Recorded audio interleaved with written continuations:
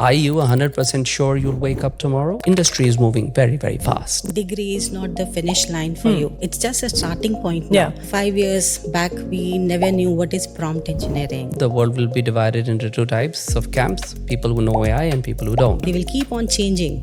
Many transitions will happen. How do we prepare students for jobs that do not exist? Zeal to learn should be there within the student. Soft skills are equally important nowadays. If I was to talk to my 15-year-old self, I would just say, it'll work out. Hello, everyone. Welcome to yet again another episode of Beyond Boundaries. Conversations beyond the classrooms, a MAHE Dubai initiative where leaders shaping the future of education come together, extending beyond lecture halls and into the UAE's vision for tomorrow. I'm your host, Sophia Anjum, and today's episode is about exploring new hiring trends. It's about the shifting expectations of employers and what true career readiness looks like in 2025 and beyond. The future of employability and skills. Let's introduce our two guests now, shall we? I think we shall. Our industry guest today is Mr. Mahesh Shahdadpuri, founder and CEO of TASC Group, one of the GCC's leading workforce solutions organizations. A visionary entrepreneur and people-first leader, he built TASC from the ground up, impacting the lives and careers of thousands of professionals across the region. Now, I really wish I was born in that era also. Moving on, so I haven't finished as yet. He's a Harvard alumnus. He brings a strong global perspective combined with deep regional insight, championing the use of technology while keeping people at the center of every decision. Not just that, if you talk about beyond business, he works closely with organizations and policymakers to shape future-ready talent and sustainable employment models and plays an active role in the UAE's evolving Emiratization and employability ecosystem. Ladies and gentlemen, Mr. Mahesh Shahdadpuri. A pleasure, sir. Welcome to the podcast. From the academia, we've got Dr. Roma Raina. I mean, this is such a proud moment for me also because I do admire and I do respect you as well. Thank you for joining in today. All right. Likewise, she is the head of corporate alliances and partnerships at Manipal Academy of Higher Education, Dubai, with decades of experience. And let me just plug this in. She has had more than 27 years of experience in her field and breaking the glass ceilings for many women across the Middle East. She's right at the center of getting students future ready and preparing them for the corporate world. Such a pleasure. So, lady and the gentleman, thank you so very much for coming over here. And we really appreciate your guidance as well as we go. How was your day today? Day is fantastic. Yeah? And what about yours? Excellent. Fantastic. Now, before we dive into the question, here's a question. How would you like to sum up the educational landscape of the UAE in one word, if I might ask you this question? We'll start with you. Opportunity. That's I a good should word. say it's transformative because UAE is basically moving from a traditional degrees towards more onto hub into innovation and future-focused education. Absolutely. Two very good words to begin with. Now, the first question is addressed to both of you. Both of you work at the intersection of education and employment. But when you look at the UAE today, it's a skills-driven, innovation-led economy. What stands out to you as the biggest shift impacting fresh graduates entering the workforce? You're asking me. So I'm a businessman.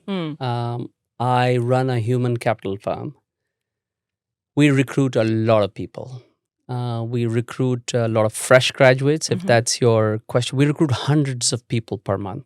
We employ 9,000 people across maybe 150 nationalities. That's a huge number.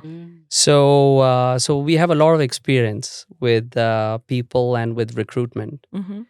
I think I would like to answer the question in two ways. One is that the skills required in fresh graduates have changed a lot. That's true. Over a period of time because the world is evolving in a very, very fast way. And we will talk perhaps more today. AI just being one of those things. There are many others.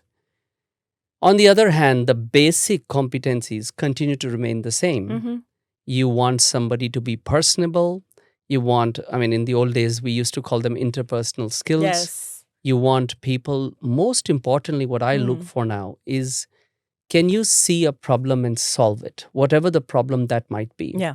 And there are other things that are really I look for in people, but the ability to connect with people, the ability to problem solve, Right. that still holds good today. 100%. I think it's about finding answers, not finding excuses to do the kind of work you want to do. I 100% Exactly. agree with you. Yes, And ma'am. just to add on, as he mentioned, I completely agree. And I am always like, we are always telling our students that degree is not the finish line for you. It's just a starting point now. Yeah. They have to keep on upgrading themselves. That That's learning true. should be continuous always. It's not that they have done the degree and that's all. That's true. You know, I'll tell you something the other, because I host shows on the radio as well. So I was talking to my listeners the other day, and, one of my listeners told me a story, and he was like, so I had this plan in life and this and that and this and that. It didn't work out. And I was like, you know what? I've been trained to believe in one thing.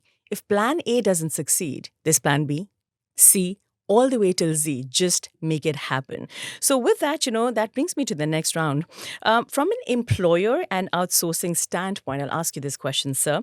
What are the new rules of hiring today? Like you mentioned a few very important words, but what capabilities are companies actively prioritizing beyond just degrees?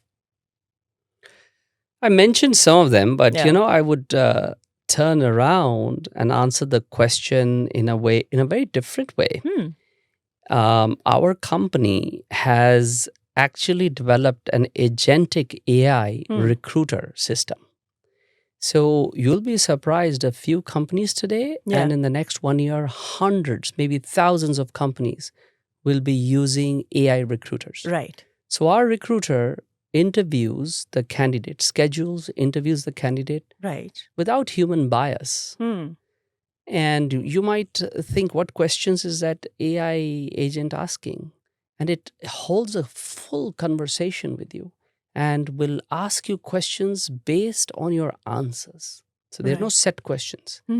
So, of course, it's based on a certain set of LLMs and parameters that you would feed in what Of your company course. needs. Right. I think the companies are today, depending on the type of industry.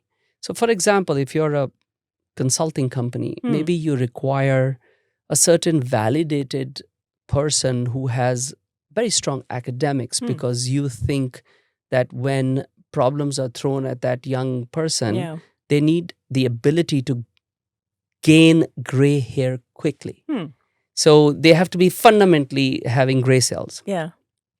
On the other hand, if you talk about perhaps somewhere our kind of businesses or other businesses, a lot of businesses in Dubai and UAE, where it's really more commodity or hardworking businesses, you require attitude. Yeah. So it depends. And then there are some companies that basically recruit a mix of both. Right. So essentially, it depends what you want, Of which course. industry. But at the heart of it, you really want people with the right attitude. Skills can be acquired. That's a very good way Very of, important.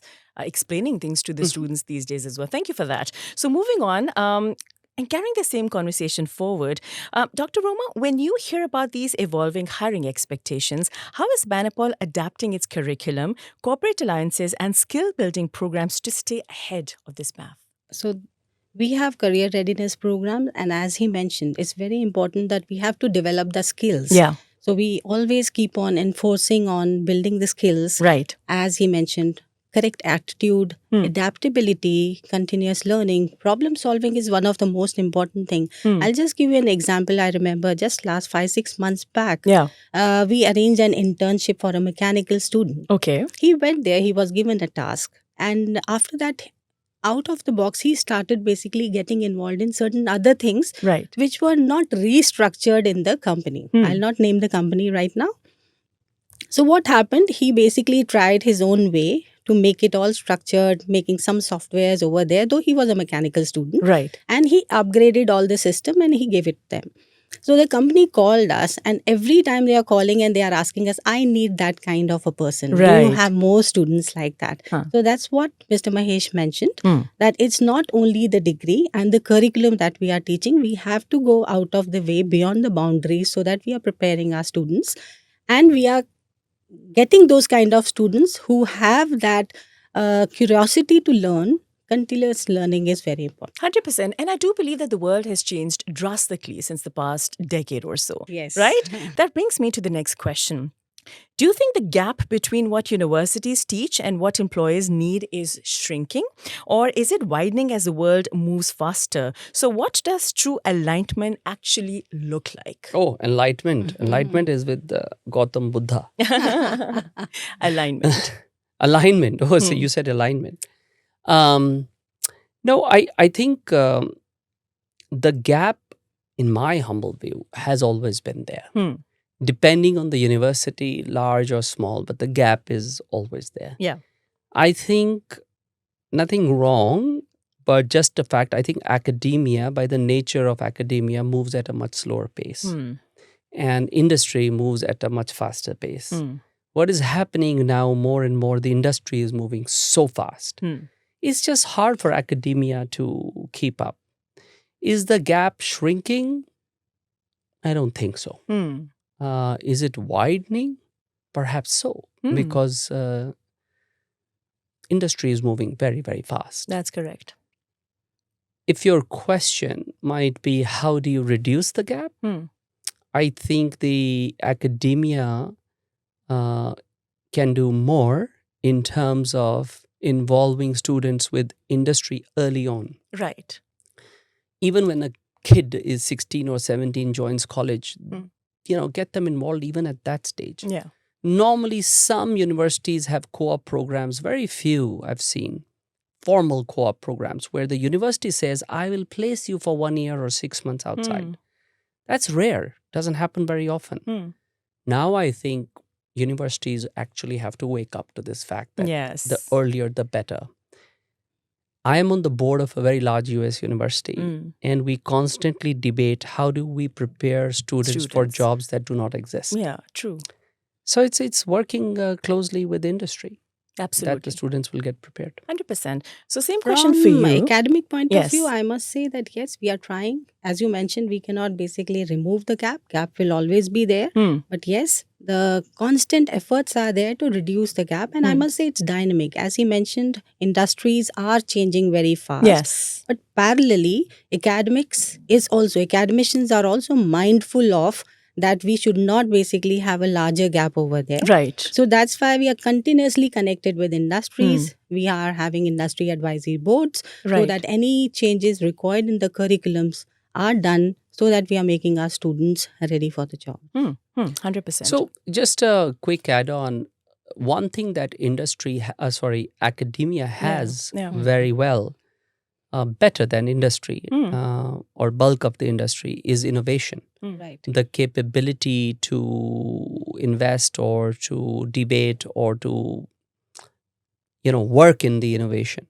And we are engaging with some universities where we are saying, okay, we are innovating, but what is academia really doing? And typically large universities, probably like MAHE, Manipal as well, is investing a lot in research and development, right? Research. Correct. And research is linked to innovation. So we are engaging with universities now and saying, would your kids like to work with some of our projects? Correct. And they are assigning a professor or 2 professors and a bunch of kids. And they are doing work with us. And we are producing something, and it's good for the kids because they are getting real life experience, solving real life problems. Correct. That's what we are collaborating with many industries so that we are giving that opportunity for students to work for a real time project. We can collaborate with you. Definitely. Why not? Now, if students are watching this podcast, and we hope that they are actually right about now, how can a student personally overcome this gap by himself if he's watching? I want us to talk him through. Well, here is my email address. And the LinkedIn ID too, while we're at it. Look, it's always possible. They need to reach out. They need to push themselves out of their comfort zone. There are some students, reach out to industry directly. I mean, send out, when I was looking for jobs and I was looking for a long time in the US, I would make 50 calls a day. So do that. Again, you have to make it happen. You have to make it happen. And I must say that, universities as well as industry, they are giving opportunity. But that zeal to learn should be there within the student. 100%. That initiative Yes. has to come from the Initiative should student. be there. I agree. So, Dr. Roma, just carrying this conversation forward, experiential learning has become a buzzword, I would say. But what does MAHE do exactly when it comes to being a little different to ensure students get meaningful industry exposure instead of just checklist internships? You mentioned a few, though. Yeah. So we do have internships which are embedded in the curriculum. Yes. That is mandatory for students to do. But it's not taken as a checklist. Why? Because we have a proper process for that. We are mindful of whether they have taken internships in a relevant field or not. It Right. should not be that they are just going to any industry to get a certificate. Right. So all the faculty mentors, the industry mentors, they see what area and specialization the students are doing so that they are getting a relevant internships. True. Then after that, since they are getting the mentors from both industry and academy, we have their assessments, midterm assessments and all assessments, where we identify what students have learned. Right. So basically, it's productive. They learn. And we, during the assessment, we find out that how they can imply whatever they have learned in an industry over a real-time project or somewhere else. So that's basically critical thinking, problem solving, all these aspects we consider, and then we evaluate what the student has learned. And then accordingly, we can progress on to other students. Absolutely. So that brings me to an interesting question, which I will direct towards you. So, little bird, you told me that you're also an alumni. Right? So I want you to share your experience as a student. What kind of a student were you and what were your dreams back in the day? Now you're taking me back. Really, this is Nostalgia time. nostalgia time. I think from a very early age, I wanted to make an impact. Yeah. And I wanted to make money. Yeah. And I wanted to do my business. When I was actually in Manipal, I think people don't know, Manipal is a small town. Yes. It's actually, in those days, how many years back was it? Don't worry, we're not going to judge you. No one's ancient here. Everyone's young. Everybody's young here. So it was a small town, and I was one of the few people from Dubai. My parents were in Dubai in the late 80s, actually. Yeah. And there was no travel agent there. Yeah. So I got a sense that there were maybe 10 people from Dubai or UAE or Saudi, and I would go to the next town, which is about 40 minutes away, Udupi. Udupi, yes. And I would buy tickets there and sell them in Manipal. He's got strong Sindhi roots, I'm telling you.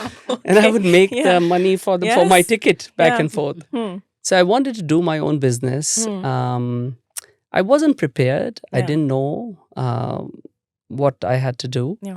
So I worked very hard, and I went to the US to do an MBA. And after that, I looked for a job for over a year, sitting at home. Yeah. And I sat on a broken chair. I had taken it from a dumpster, and I didn't have a table. I stayed from a suitcase, and I looked for a job. Then I got a job with Intel. Oh. And then parents said, fast forward, come and get married. And then I got married in 98, and then I started a company in 99, had my first daughter. My life turned around when I went almost bankrupt in 2001, in a year and a half. For a year and a half? After a year and a half of starting my dream company. I started in 1999. By 2000 and 2001, I was gone. And after that, I was literally in the wilderness for 8 years. I didn't know what I was doing. I was struggling a lot. I tried working with my father. He really helped, but it didn't really work out for me. Yeah. And 2008, I started this business. So, and in the middle, I had this Subway. There's some restaurants for Subway. If you would have met me then, you would have said, I think this guy is a loser. And today, I think our group is perhaps the largest in the Middle East and one of the largest in the world.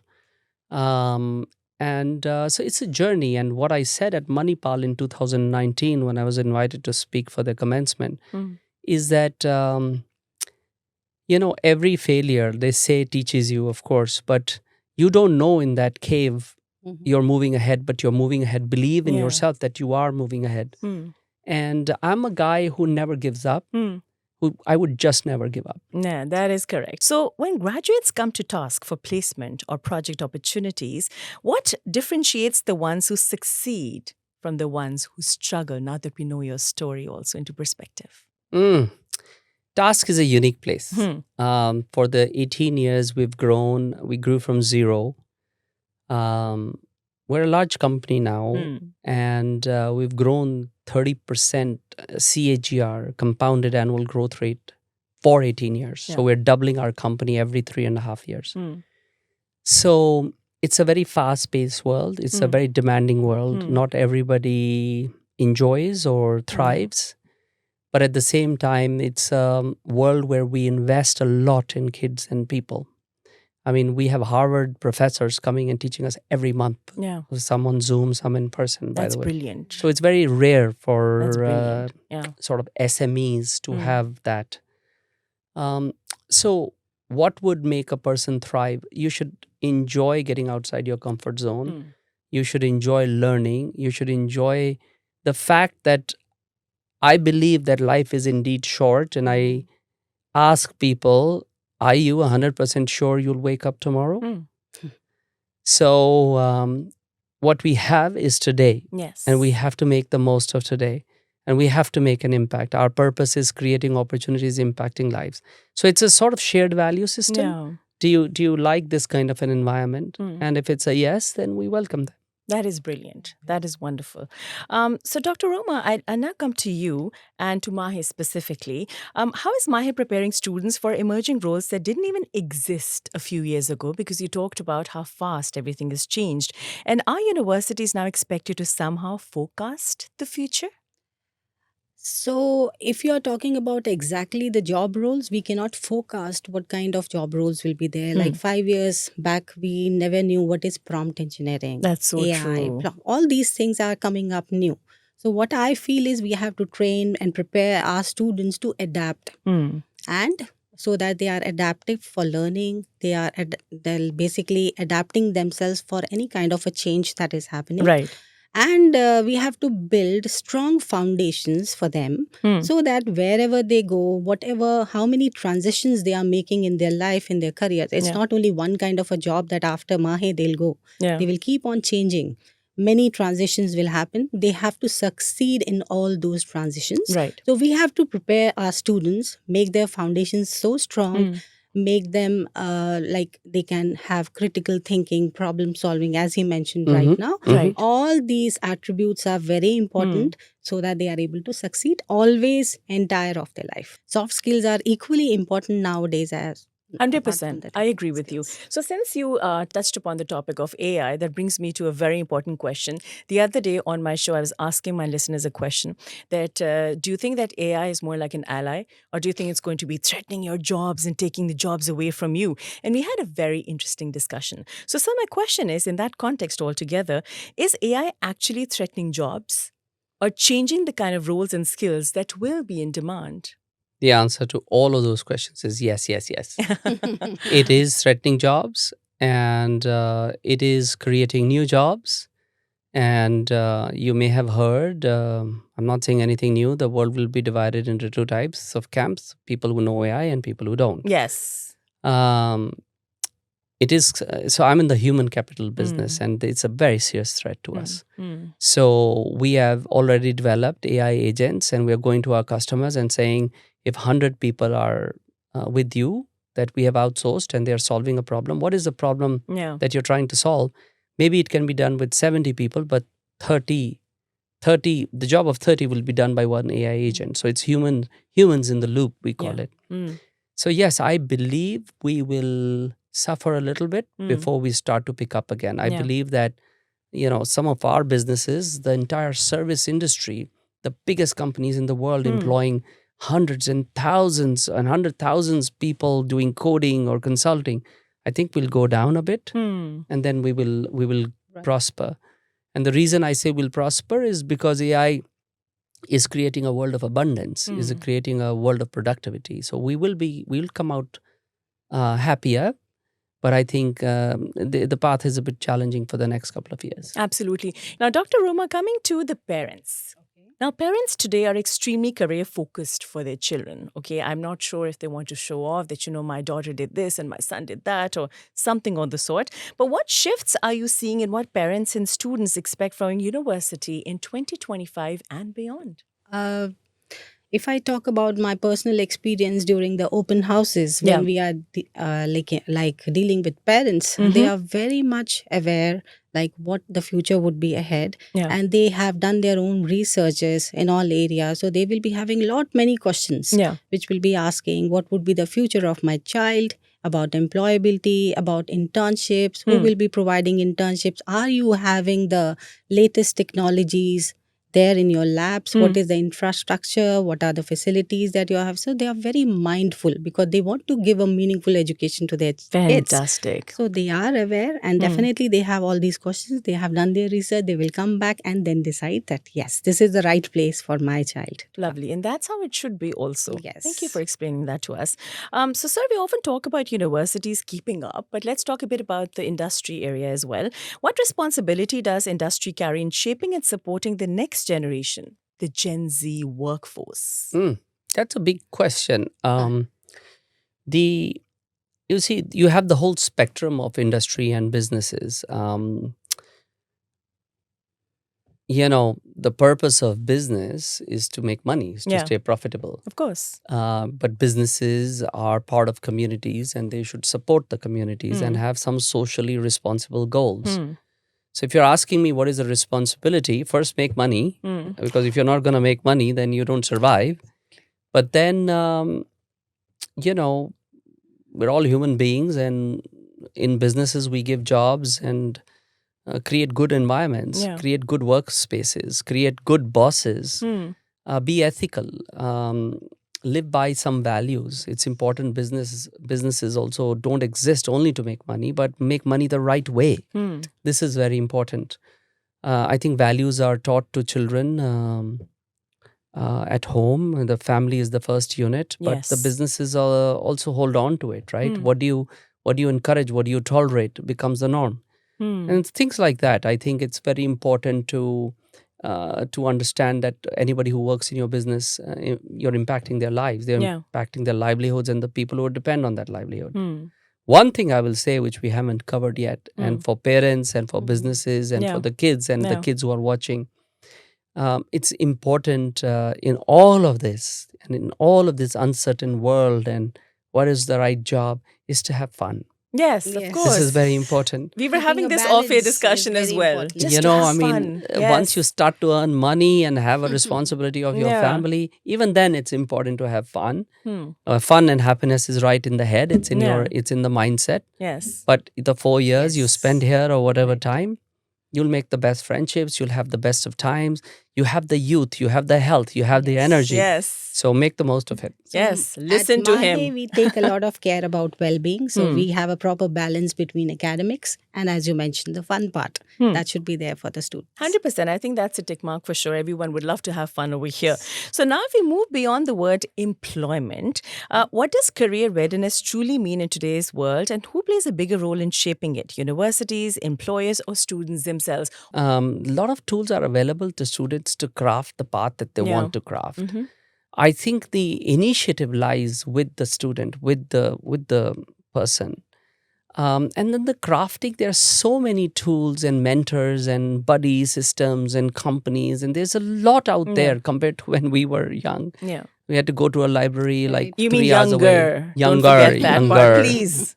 Yes. So I think it's like they say, it does take a village to raise a Yeah, child, and yeah. it takes a lot of things to raise a good human being and a Yes. knowledgeable.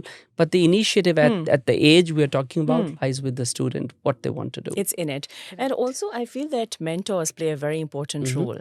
Just like you mentioned that, it takes a village to raise a child. You have the parents that give a lot of values and they kind of bring the child forward to the world. I think mentors are so important as well. I still remember my mentor from when I was a kid. Really? All the golden words, they just stay with me. For sure. I think students love mentors as well.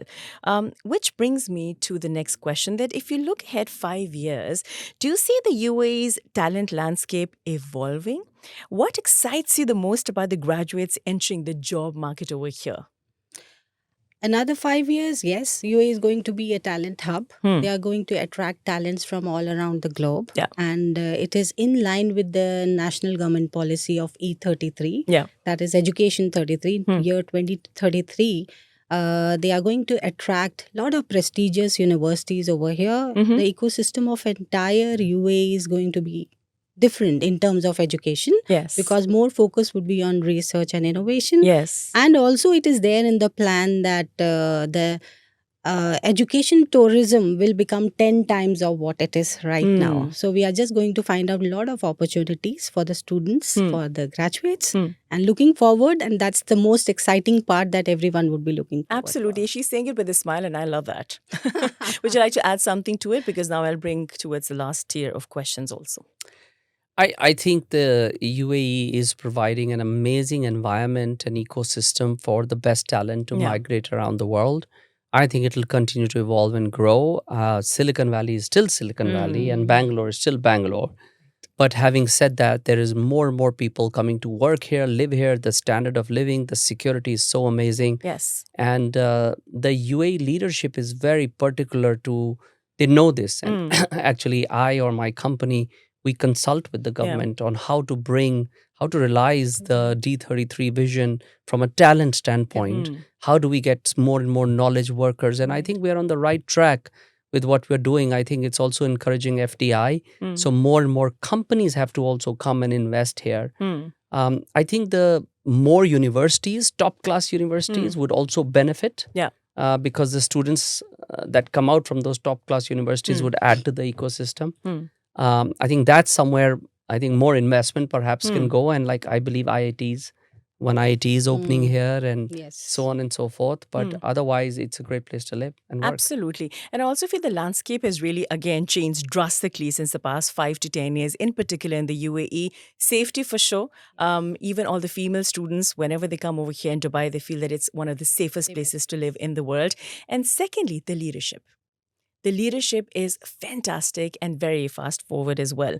Moving on, this is a very interesting question.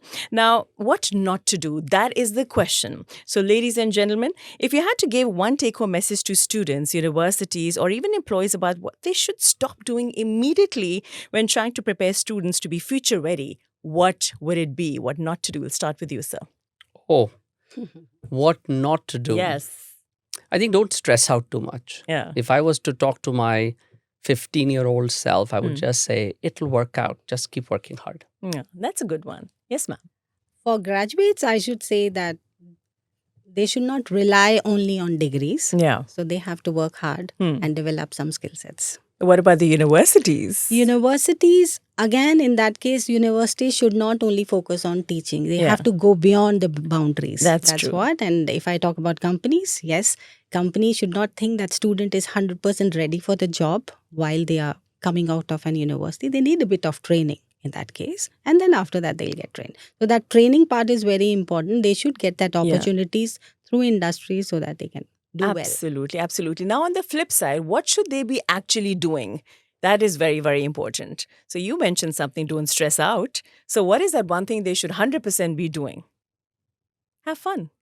Have fun. I was about to say that. I was like, I could just read it on their They faces. should be doing this. Yeah. This is very important. But no, I would say one Keeping a thing which balance. may sound very sort of fatherly or something. Okay. Like invest in your sleep. Oh my goodness. That's for adults, for students, For everybody. for universities, for For everybody. everybody, because sleep is so restorative to your mental health, Yes. to your physical health.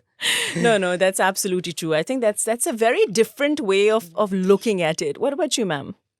You're talking about what to do. Yes, what to do. That's what I told. Have fun. Have for fun. students. Have fun. Very important. Well, because thank you. in such a stressful life, you need to basically be happy as well. Absolutely. Speaking of being happy, that brings us to the end of this conversation. So we have a bit of a segment called This or That. So you have to choose either, okay? And you have to choose within the next 3 seconds, all right? Oh, yes, okay. and both of you. Skills or adaptability to change? Adaptability Adaptability to to change. Okay, grades or portfolios? Depends what industry. Grades are important. Yeah. Portfolios are important in others. So again, we you can gotta say choose. that portfolios with good grades. Yes. Yeah, Learn she's from going to her. combine everything. Yes. She's a smart cookie. I would actually say portfolios. Soft skills or technical skills? For me, soft skills because they are the differentiators. Right. Technical, definitely they should have, but something extra they should That's have. your is the soft preference. skills. Yes. I think that's a tough It one. is. Yeah. See, if it's engineering, a business can't teach you engineering, so you need the technical Right. skills. True. But if you're saying, can skills be learned later? Yes, so develop soft skills. But if you're coming to university, at this point, I would say technical skills. Technical skills. That's what's needed here. Yeah. To land a job, industry mentors or academic advisors? I'm sitting in front of an academic advisor. Which I'll is say precisely why I asked definitely, this yeah, question. You know my answer. That's academic advisor. Yes. Why? Because they build up the foundations. Yeah. And after that, they hand over to the industry. Yeah. I would say industry mentors because. But of course. Yeah. I would say, think of it this way. Mhm. If you had an industry mentor to mentor a bunch of kids or a kid in the first year itself, Mhm. would his or her education take a slightly different slant? Would he see and read the same book with a different perspective? Would he think from the point of applicability as opposed to report card? It was such a Great, pleasure. Sophia. Thank you for Thank joining us you. and for the words of wisdom. Thank you. I hope something came out of it. A lot. Thank you for enlightening me. Just made a mental note or sleeping on time today. Exactly. And Thank always be happy. you. Somebody's listening. Someone's Thank you. listening. Thank you. Thank you so much. Thanks a lot. Thank you, Dr. Roma. Thank you, Mr. Mahesh Shahdadpuri and Dr. Roma Raina for such a detailed conversation. At MAHE Dubai, we do believe that the future of employability belongs to those who build skills for change, not just rules for today.